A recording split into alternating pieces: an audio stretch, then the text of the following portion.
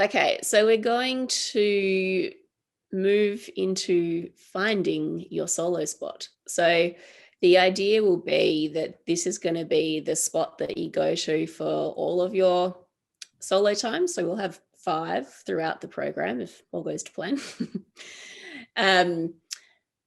Cool.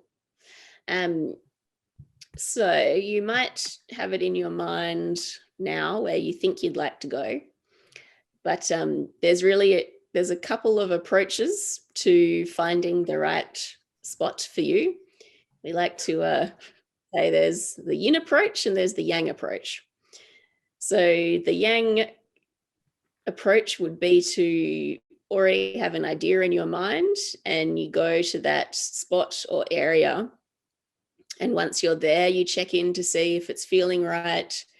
And then you also ask permission of that site. So permission's a really important thing because, well, you might want to hang out with a particular tree. That tree might not be feeling like visitors at that point in time. And it's not necessarily anything personal. So don't worry if you feel like you get a no. It's just that, sometimes we like to have solo time and so do the beings of nature. Usually when they understand what it is that you're doing it for, if you come with a good heart, then the answer's usually yes. Or there's the yin approach, which is to see where you're drawn. So to simply ask the question of where should I be or who would like me to join them. And you could even start from right where you are, just even stand up and face outside and see what direction your body is being pulled towards. You might find there's a particular, direction that your feet want to walk in. Or you might also, something might suddenly catch your attention as soon as you ask the question and you think, oh, okay, it's calling me. So you can go about it in either of those two ways. But once you think you're at the spot where you'd like to be or where you think you're being asked to be or meant to be, asking permission is kind of like your first little experience with direct communication in nature, because obviously it's not like asking another human when you can just say, is it okay if I do this? Asking nature, of course, is a non-verbal kind of experience. So you try to ask the question from a very honest place in your heart. Like, you're going to need to want to actually be doing the asking for a start. And then once you've energetically asked the question, you don't need to say the words out loud. You can just simply say it in your heart. If it's a yes, it'll probably feel like you're being pulled even closer into the spot. You might get a warming, opening kind of sensation. If it's a no, you might get a sort of contracting, closed, cold kind of feeling, and you might even feel like you're being pushed away from the spot. So sometimes people find this, often it's very easy and can be surprising, but sometimes when people are not very used to really deeply tuning into their intuition, people can doubt themselves a lot. So if you feel like you've gone and you've asked permission and you're not sure, or you think you felt something, but you're not quite exactly sure of it, try to keep yourself really still and calm and clear on the inside, and also trust yourself. So the more you second guess and question, the more difficult it's going to be. So first impression, best impression. And if you have a history of feeling like you're not good enough, this is something that often comes up when people choose their solo sites, whether it's on a quest or even just the shorter solos. So notice that this might be a pattern that you're exhibiting in your relationship with nature, that you notice is a pattern for you in all your relationships. So if that's the case, you can use this as an opportunity to just put that aside and start to practice in the very safe space of nature, that you can practice being welcomed and you can practice feeling like you belong. And nature is a very forgiving and gracious host. So it's a lovely way to start sort of changing that repatterning of ourselves in that way. So once you're in your spot, you're then going to take that intention that you've just clarified. You don't need to take the paper. I'm sure you will remember it. But once you feel settled in your site, so just give yourself a few moments and tune in, just notice what's around you, just enjoy noticing beauty as well. Then find that place in your heart that really does want this intention. And then simply place the intention into the field outside of you and just let nature know that this is what you want to be doing. And also ask if nature will come and partner with you for the rest of this program and guide you and teach you.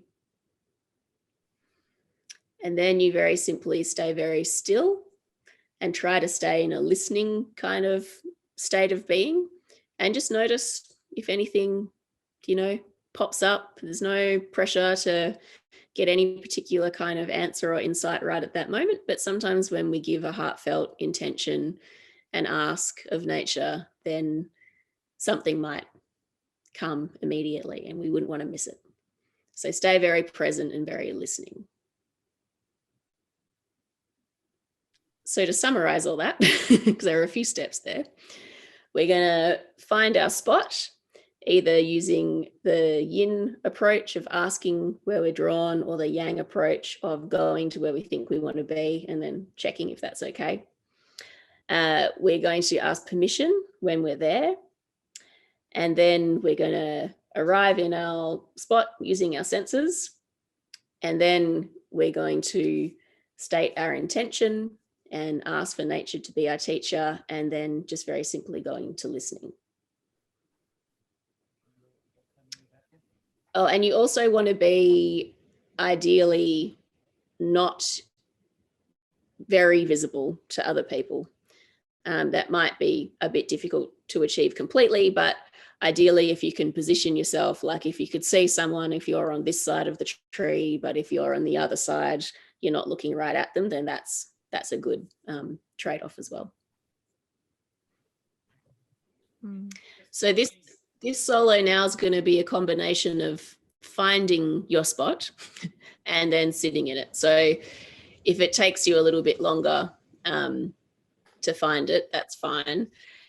Basically, we're going to have about an hour by the time we go out at 3:30. It'd be good to come back around 4:30.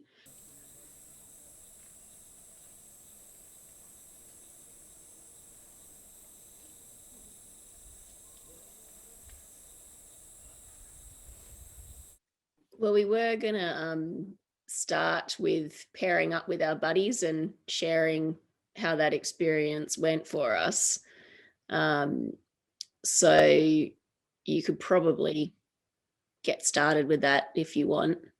Okay. All right, buddies. And then when Sam's back. Yeah, share what the experience was, both with the process of finding your site, how you found that, and then if there's anything else you'd like to share about what happened when you put your intention out there in nature, and anything in general about what you were noticing, feeling, anything that seems pertinent to share with your buddy, remembering that we always learn a lot from each other. So even if you're not sure if something's useful or not, or why, that sometimes it can be. So it would just be about 5 minutes each. Great. Beautiful. I would love to hear from a few people, some nuggets of your conversations there. So is there anyone who would be willing to let me know how they found it? If there's any particular breakthrough moments or insights, or even any questions. Hi Claire. So mine Okay. is like more on bed. Sorry, I think it's a bit Oh, of chaos good. for me to find the spot because for me my spot is like I'm forced to be there. I think because I couldn't find any other place. So that's the only place. There's no people. So because at first I go down until the stream there to the small river with mud and Kenchong. It's really steep, so need to go back up. And my shoes is like DC punya shoes, not sports shoe. So it's really hard to climb up. And uh, so Kenchong sit there, and I must to find another place. So I go up. Want to go to the other side. I saw John. Oh, cannot also. Go to the other side. I saw Emily. Oh, cannot also. Where will I go? So I go. I go. Yeah, I go to the further until the rubber tree there, the bamboo side. So I don't know. I feel wanted or unwanted. I'm a bit worried of myself lah because the bamboo area really perfect place like for snack and everything. But I just go in there and find a spot to sit. It's really nice place, even though there's bunch of mosquitoes and gang. But the the dim light of the sun and everything, not so much wind, and Mm. yeah, I think I just I find my spot by uh, not find another spot. So that's the decision I take. So I just go there and sit there and settle in. It take me a while to settle in because I'm worried and everything. But and after a while, I get used to the place lah. Yeah, we'll see tomorrow Mm. how. Hi. So I had a pretty interesting interaction with my spot actually. So kind of like in the midst of like in the process of looking for where felt right. I I think it started off with the yin approach, and I saw like this one spot where it was there was like lush grass, and then there was like a nice tree, and I was like, oh, I want to go there. I really want to go there, and I saw that getting down there itself was actually quite a journey because of how steep the hill was. But I still wanted to try anyways. So I was trying to like navigate through, and I found that it was really difficult. And eventually I got quite overwhelmed, and my heart started feeling like constricted and all that. And I was like, damn. And I felt a bit defeated. But then I looked at the tree next to me, and then I noticed it, and then I started to notice it. And then immediately, like right at that moment, a gust of wind just like blew past my face. And I was like, wow, is this a welcome? Hello to you too, you know? So I just like sat down there and then just chilled with my tree and my spot. And it was really nice. So that's where Rizlan saw me guarding that spot. So I'm sorry. Yeah. But it was really nice. Yeah, I really enjoyed it. I felt very like very welcomed. Mhm. Perfect. Hey Claire. Hey. Um, so re- I guess mine is more on my my journey to find the seat spot was um on the way. I have an idea that where I want to go. Like, okay, I know there's a bamboo grove somewhere, so I want to go there.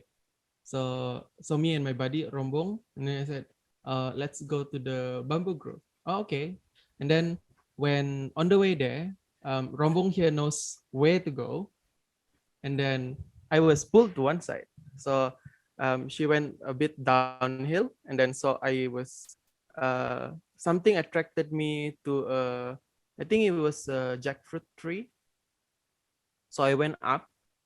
So I was wearing flip flops, and jackfruit trees when they're dry they're a bit slippery. So it was quite a challenge, but I still went up there, And then I went past that tree at first, and then still in my mind, where are the bamboo? So at the end, they're like just passing all the pineapples, and then I saw Rombong again. I asked like, where are the bamboo trees? Oh, it's there. Why did you go up there? So okay, never mind. Let me backtrack and meet you there.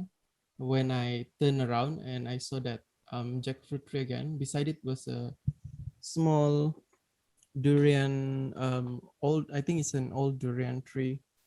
It's a young durian tree, but it's like pruned off, but the leaves are like, the leaves are full of holes. But I think it attracted me. I'm not sure if you can see my drawing.